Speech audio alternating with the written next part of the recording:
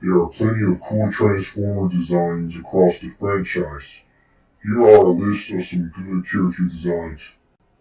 Transmetal Megatron from Beast Wars. This is probably the best Predacon Megatron design to me.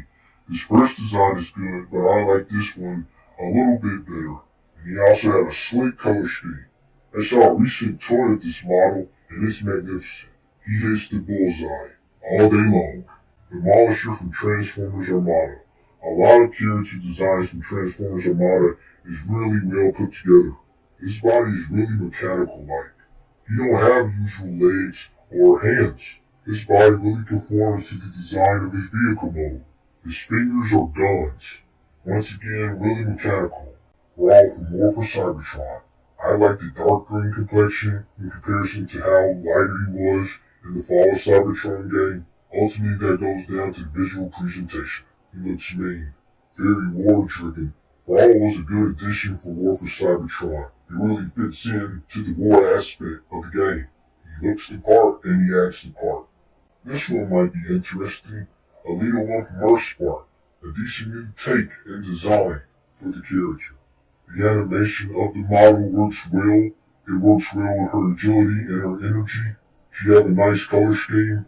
The best part of this is that she's not an RC model clone. The War for Cybertron design isn't all that great, but this one is unique and fresh. Soundwave from Transformers Prime. The design is interesting. It tells how the character is, of how Soundwave is portrayed in the show, his performance. It all flows together. It fits on how he moves, on how well he blends into his environment. A well-made design choice. Scattershot's first design from Transformers Cybertron. I like how he got this tactical specialist to his design. And it's actually fitting in reminiscence to the original Scattershot as he was a Technobot. In Generation 1 he was given intelligence. The Technobots combined to form Combutron. And he was basically a genius, and his genius covers strategy. So having that design deriving from that idea seems pretty cool. Or maybe it's just coincidence. Sixth shot from Generation 1, but more so the Headmasters. He had a decent color scheme, a decent head sculpt, but what is impressive with all the 5 alternate modes you have to his one robot mode. The robot mode looks decent, without needing to adjust for the alternate modes. But in some regard, the alternate modes might have been sacrificed more than the robot mode. Trypticon from the War for Cybertron video game. Now that is an intimidating design. Compared to the original G1 design, Trypticon has more movement, he can twist and turn, and actually do real dynamic movements. Actually 100-fold for how his torso is designed. You don't have to make him a Godzilla ripoff. And what I'm saying is kind of true. Trypticon is kind of based off of Godzilla. But this design is far from that. The design looked nice when animated. Everything delivers. Grimlock from Transformers Fall of Cybertron. Another design that is far better from the G1 design. I mean, it's boss. It far exceeds Generation 1. I mean, he's built. There's so much dimension to him. He's like a robot bodybuilder. It is awesome to see this design in action. It's one of the best designs of the Cybertron games. And probably one of the best designs in the Transformers franchise altogether.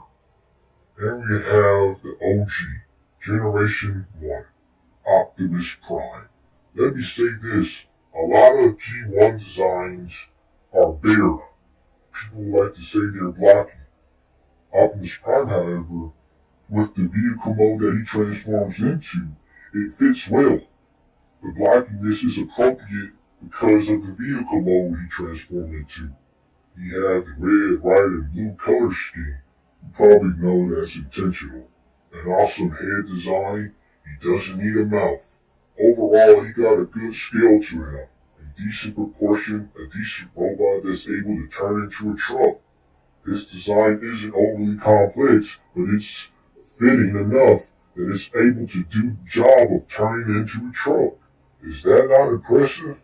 He's iconic, and this design still holds up to this day. I would suggest updating some Transformers designs from Generation 1, but this particular design with Optimus Prime, I don't think needs to be updated. Update Ratchet, update Ironhide, update Bumblebee, but Optimus Prime's design still holds up to this very day. And that's my list of some decent Transformers designs throughout the franchise. What is your list? Comment down below. This is Lights126 saying to all of one.